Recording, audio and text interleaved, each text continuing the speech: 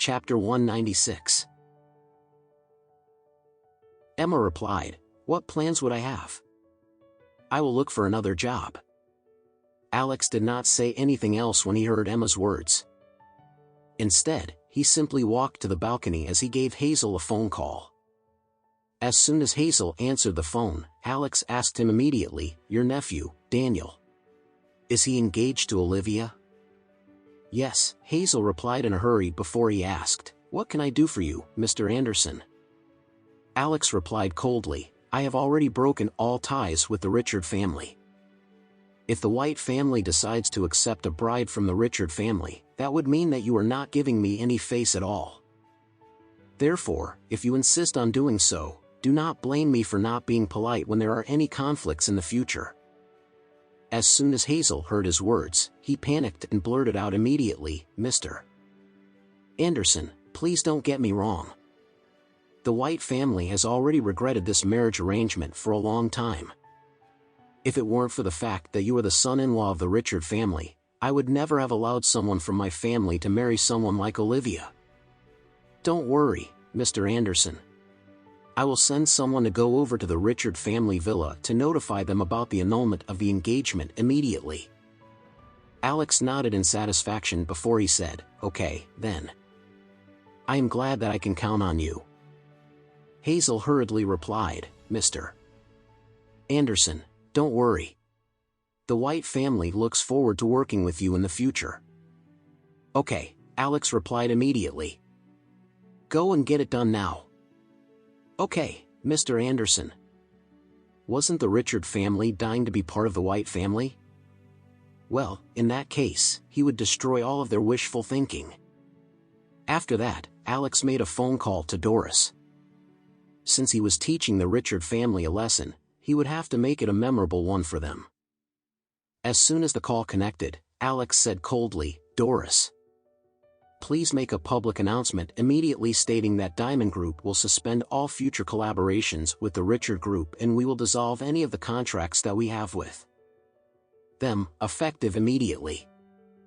Doris was extremely surprised. "Mr. Anderson, isn't the Richard Group the company owned by the young lady's family? Wouldn't you be hurting her feelings if you choose to do this?" Alex replied, "My wife has already broken all ties with the Richard family, and they will have nothing to do with my wife in the future." Doris understood Alex's words immediately. "Okay, Mr. Anderson.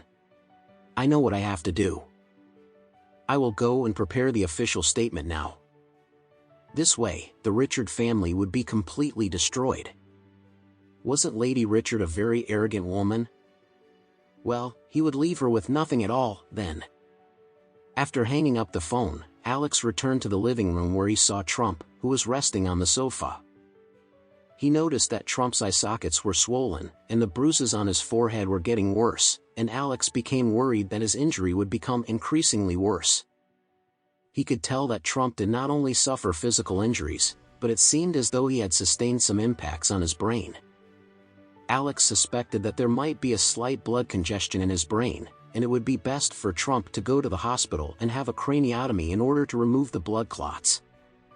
Otherwise, this intracranial hematoma would become a ticking time bomb that would suddenly erupt, causing Trump to die a sudden death. However, Alex did not want Emma to panic. Therefore, he decided to conceal this matter temporarily.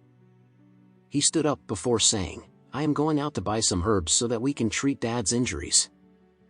Many medical techniques were recorded in the tragedy book, and Alex had seen a prescription that could relieve depression and activate the blood circulation in the brain. He had a feeling that this would definitely cure his father-in-law. Emma asked him curiously, "What kind of herbs are you going to buy? Will it work? Wouldn't it be better if we sent him to the hospital?" Alex smiled before he replied, "I don't think that we should go to the hospital now. After all, the doctors will deliberately make his condition out to be more serious than it is just so they can scare us into receiving additional treatments. I know of a prescription that is very good for bruises." Emma nodded in acknowledgement, and Alex headed toward the door. As soon as Alex opened the front door, he saw an acquaintance arriving outside his house. It turned out to be Matthew from the Land family. Alex frowned as he stared at Matthew and asked, "Why are you here?"